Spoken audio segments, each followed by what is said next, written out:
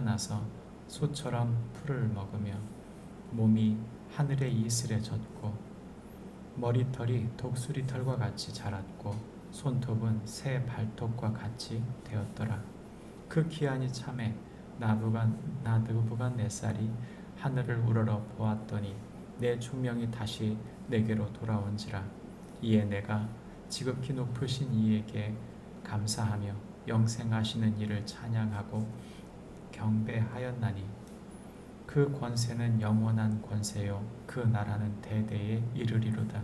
땅의 모든 사람들을 없는 것 같이 여기시며 하늘의 군대에게든지 땅의 사람에게든지 그는 자기 뜻대로 행하시나니 그의 손을 금하든지 혹은 이르기를 네가 무엇을 하느냐고 말할 자가 아무도 없도다. 그때에 내 총명이 내게 돌아왔고 또 내 나라의 영광에 대하여도 내 위엄과 광명이 내게로 돌아왔고 또 나의 모사들과 관원들이 내게 찾아오니 내가 내 나라에서 다시 세움을 받고 또 지극히 위세가 내게 더하였느니라. 그러므로 지금 나 느부갓네살은 하늘의 왕을 찬양하며 칭송하며 경배하노니 그의 일이 다 진실하고 그 행하심이 의로우심으로 교만하게 행하는 자를 그가 능히 낮추심이라. 아멘.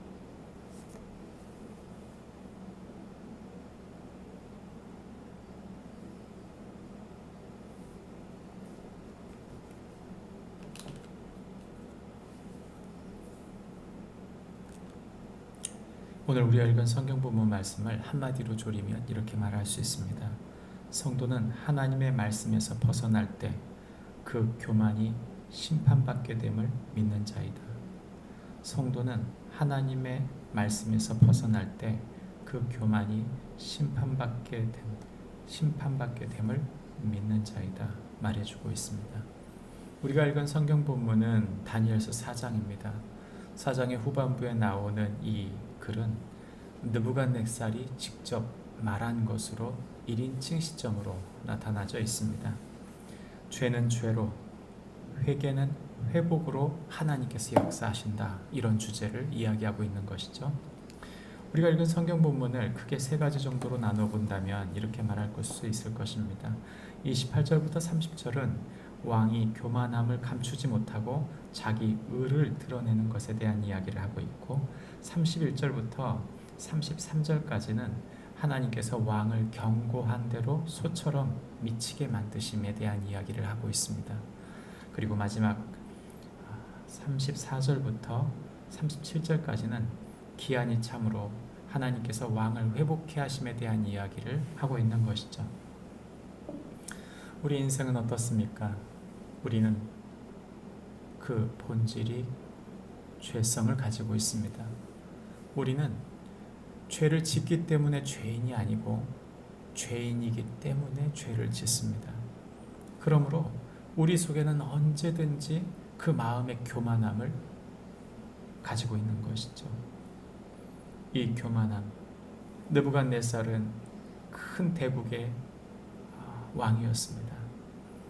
그가 가지고 있는 교만은 어찌 보면 당연한 것처럼 보일 수 있습니다.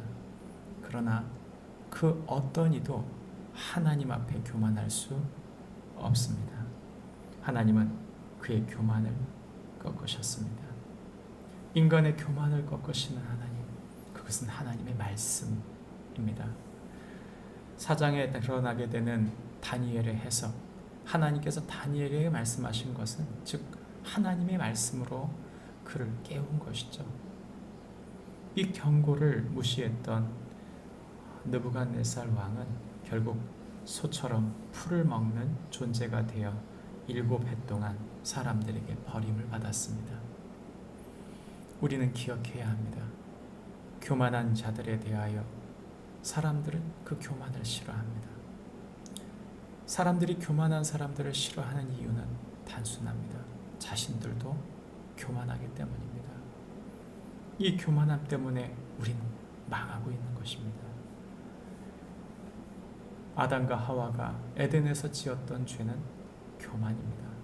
그 교만이 결국 그들을 하나님과의 관계가 멀어지게 만들고 서로 미워하는 관계로 들어서게 된 것이죠.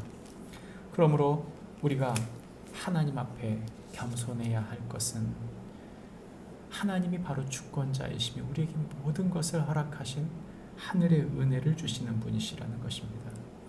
우리가 먹고 마시고 생활하는 모든 과정은 바로 그분의 은혜이기 때문인 것이죠.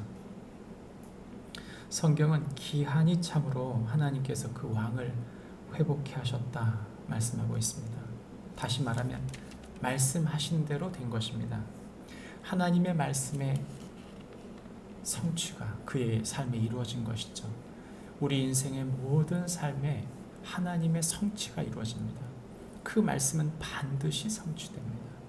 그러므로 그 말씀을 붙드는 사람, 그 말씀대로 살고자 몸부림치는 사람일수록 하나님의 기한을 마음에 두고 삽니다. 하나님의 왕 되심, 그분이 반드시 때가 되면 이 세상을 심판하실 것을 믿고 오늘을 겸손히, 오늘이 그 마지막 날이라고 믿고 사는 자들, 그들이 바로 예수 제자들인 것이죠. 요한복음 6장 말씀에 6장 67절부터 69절 말씀에는 많은 사람들이 예수님에게 은혜를 받습니다. 떡을 먹었습니다. 그러나 그 은혜 받은 것에서 그 말씀을 붙들지 않고 떠나간 이들이 있었습니다. 예수님께서 그 말씀을 붙들지 않고 떡만 원했던 자들을 털어버리시고 예수님의 제자들에게 묻습니다. 67절부터입니다. 예수께서 12 제자에게 이르시되 너도 가려느냐? 시몬 베드로가 대답하되 주여 영생의 말씀이 주께 있사오니 우리가 누구에게로 가오리까? 우리가 주는 하나님의 거룩하신 자이신 줄 믿고 알았사옵나이다. 시몬 베드로가 고백한 이 고백, 영생의 말씀이 주께 있사오니 우리가 누구에게로 가겠습니까? 말씀은 주님으로부터 나온 것입니다. 주님, 당신이 그 주님이신데 그 말씀이 당신에게 있는데 우리가 어디로 가겠습니까? 하나님의 계시가 주님께 있는데 우리가 어디로 행하겠습니까? 저와 여러분이 오늘 주의 말씀을 붙들고 교만한 세상 속에서 오직 하나님을 우러러보므로 겸손하여 하나님의 때가 올 것을 믿고 오늘을 주님의 뜻대로 겸손히 사는 축복이, 그 말씀을 붙드는 축복이, 예수 제자됨에 따르는 축복이 저와 여러분에게 있기를 바랍니다. 기도하겠습니다.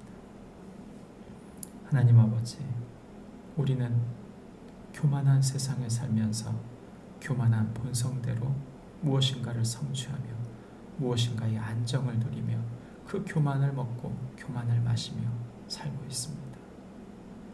주님, 때문에 심판받는다는 것을 잊지 않게 하여 주옵소서.